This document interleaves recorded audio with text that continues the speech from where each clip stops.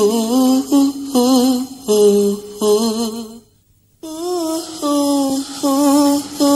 าสองคน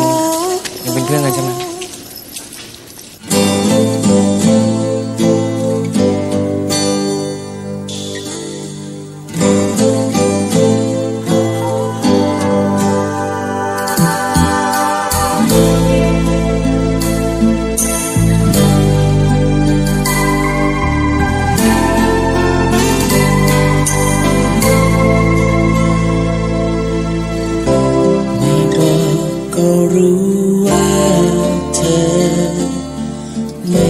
ฉันเหลืออีกแล้วในใจเจ็บมันเป็นอย่างไรเข้าใจลึกซึ้งก็วันนี้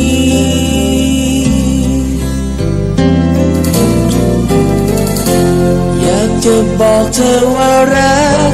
อยากจะฉุดรั้งเธอไว้และทำทุกอย่างที่ตัวฉันทำได้แต่มันก็สายไปแล้วใช่ไหมฉันคงไม่อาจทำให้เธอเปลี่ยนใจฉันคงไม่อาจทำให้เธอกลับมารักฉันเมื่อคนนั้นเข้ามาทำให้ใจเธอหวั่นไหวรักเขาช่างง่ายได้ไม่อาจจะลบภาพเธอ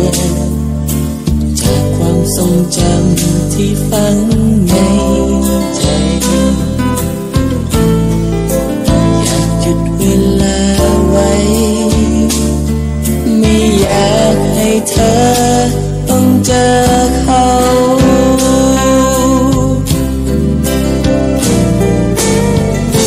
อยากจะบอกเธอว่ารัก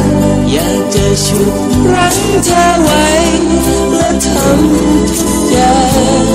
งที่ตัวฉันทำได้แต่มันก็สายไปแล้วใช่ไหม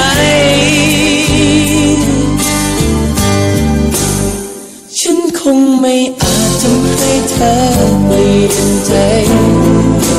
ฉันคงไม่อาจทำให้เธอกลับมารักฉันฉันจึงขอแค่เพียงยังรักเธอจะได้ไหม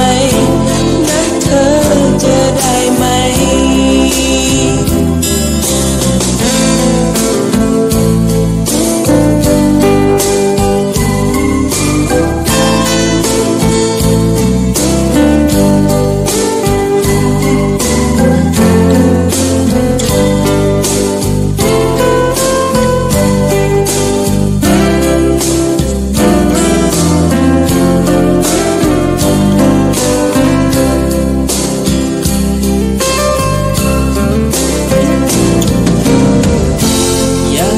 บอกเธอว่ารัก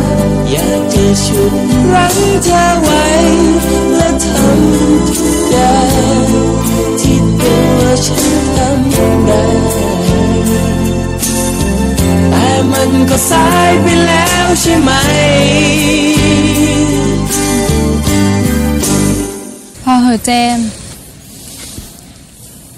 มันสายเกินไปแล้วฉันคงไม่อาจทำให้เธอเปลี่ยนใจฉันคงไม่อาจทำให้เธอกลับมารักฉันฉันจึงขอแค่เพียงยังรักเธอจะได้ไหมนะเธอจะได้ไหมฉันคงไม่อาจทำให้เธอเปลี่ยนใจฉันคงไม่อาจทำให้เธอกลับมารักฉันฉันจึงขอแค่เพียงยังรักเธอจะได้ไหมรักเธอตลอดไป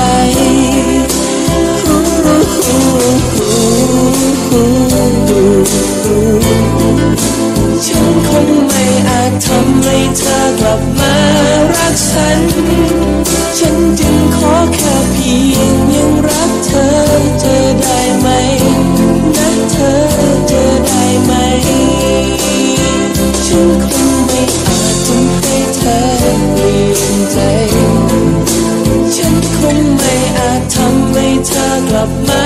รักฉันจึง